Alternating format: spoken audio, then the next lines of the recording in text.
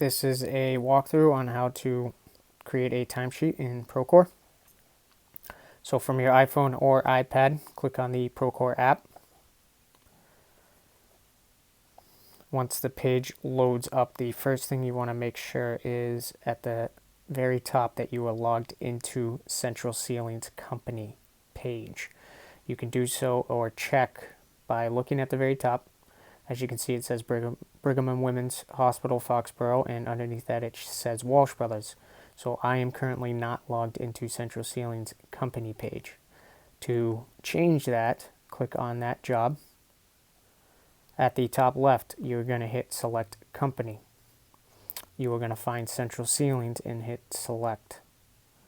From there, the list of jobs that you are associated with will pop up. You are going to click on the job that you want to log time for that week. So I will select South Shore Hospital, and the South Shore Hospital page underneath Central Ceiling's main page will pop up. Now from here, there are two ways to create a timesheet. At the top right, there is the plus button.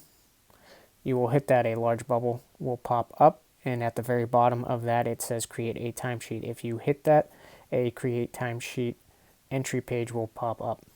Or from the tools list, you will find the timesheet button and select that. Mine is located right in the center of the screen. I'm going to hit that, and the timesheets page will pop up. You can see it says projects, all projects. Just underneath that, it will show the current date that you are on. You can scroll left to right using the arrows to select the date you are trying to log time for. We are going to stick with Monday, March 30th. Now to log time for this day, at the top right you see that plus button again. You are going to click on that plus button. You are going to click Create New Timesheet. Now here the Select Employees tab will pop up. By default, Crews always pops up first. What you're going to do is go over right next to Crews and hit Employees, and the list of employees will pop up. Now you can search with the search bar. It'll narrow down by first to last name, the employees, or you can just scroll through and individually select the employees. So for the purpose of this video, we are going to select Bill Back and myself, Chris Capistran. When you are done selecting the employees, at the top right, you are going to hit Done. This will bring up the time entry page. At the top right, if you forgot to add an employee, there's an easy way to do it here. You hit that little button, kind of shows like a little guy and a plus button. You will hit that. That same page will pop back up where it has the list of employees on. Add the employees that you missed. Again, hit Done at the top right, and it'll bring you back to this page with the added employees on here. Just underneath that is the date. So if you need to change the date, or if you logged on to the wrong date here, easily do so. Scrolling through, change the month, day, year, and hit Done when you are done. Again, we are going to stick with March 30th. Now, just underneath the date, it shows the list of employees. To log time for an employee, for example, Bill Back, right next to Bill Back, all the way to the right side, it says Add a Line. We are going to hit Add a Line. That will bring up Bill Back's time entry page. Underneath Bill's name, it shows cost codes. That's where you're going to input your cost code or select from a list of cost codes. Just underneath the cost code line is a location line. Some jobs may require this if you have multiple floors or multiple locations. That's job specific. Underneath location is hours. Very easy to add your hours. Just a scroll button. Time, hours, and minutes on there. Just underneath that is a time type. So your regular time, your double time, your time and a half, sick pay, all easily accessible right there. Underneath that it says billable. Nothing to really concern yourself with. If it's toggled on, it should be orange. If you hit it by mistake, it'll go gray. Just toggle it back on if that happens.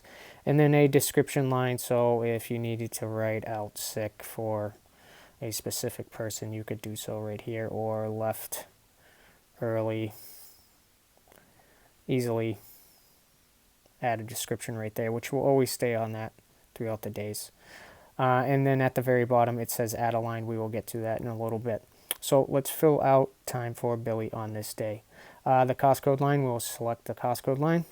And as you can see, there's not many cost codes for this job, but this budgeted part should be a full list of cost codes. If you have multiple lists, you can search the cost codes easy enough by either typing the number or a keyword.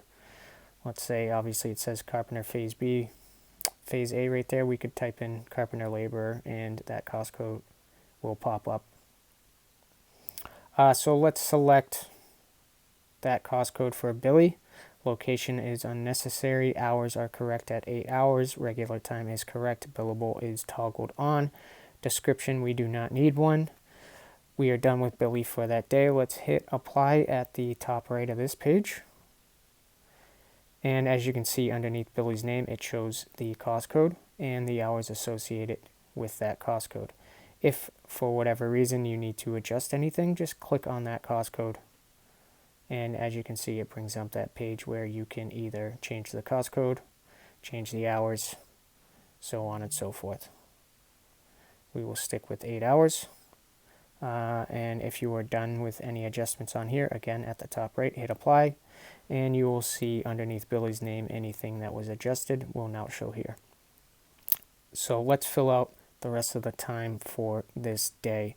So right next to my name, same thing, add line. We will hit add line. We will fill out the cost code. Let's do that one. Hours, let's do 6 hours for this. Regular time is correct. Billable is toggled on. No description. Now again, like I said earlier, at the bottom it says add a line. We will click on add a line. And a new field pops up where we can add hours and cost codes. So as you can see up here, we only have 6 hours. We got to fill out the remaining hours for the day under a different cost code. We will hit that cost code line. We will select a different cost code. We will select the hours to finish out the day, which is 2 hours. We will hit done. Regular time is correct. Billable is toggled on. No description necessary. We are done with Chris for that day. At the top right, let's hit apply. And as you can see underneath my name, it shows 2 different cost codes and the time associated with those cost codes. So we are done adding time for that day. At the top right of this sheet, let's hit submit. We will hit submit again. And as you can see, time was logged for that day. So on this page, if for whatever reason you think you made a mistake or you need to add a person for that day or change a cost code or change hours, you can easily do so. Underneath where it shows the date, where it has the added hours, click anywhere on that bar and it brings back up a information sheet that shows each person on here, their cost code and hours associated to that cost code. At the top right, there's an edit button. You are going to hit that edit button and it brings up that time entry page where you can easily click on either cost code under any person's name and adjust from there. Any adjustments done, same as before, hit submit at the top right and you will see all your adjustments on this page. To get back to the previous page, top left over here, just hit the previous timesheets page and it brings you right back to Monday, March 30th, where it shows 16 hours were logged. Now let's go to the next day, Tuesday, March 31st. Now from here we are going to do a quick and easy time entry. So let's say today we did exactly the same thing as we did yesterday. At that top right, we are going to hit that plus button again.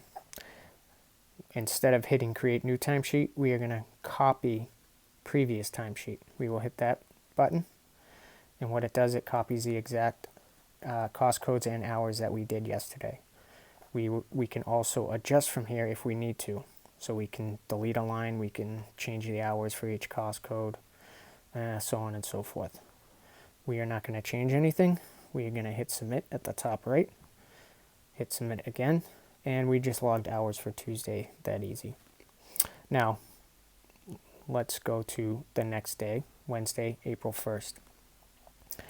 Let's say you have multiple crews doing the same thing. So you have a hanging walls crew, so they're obviously underneath that, the same cost code. If they're all on the same floor underneath the same cost code, working the same amount of hours, we can do what's called a bulk time entry.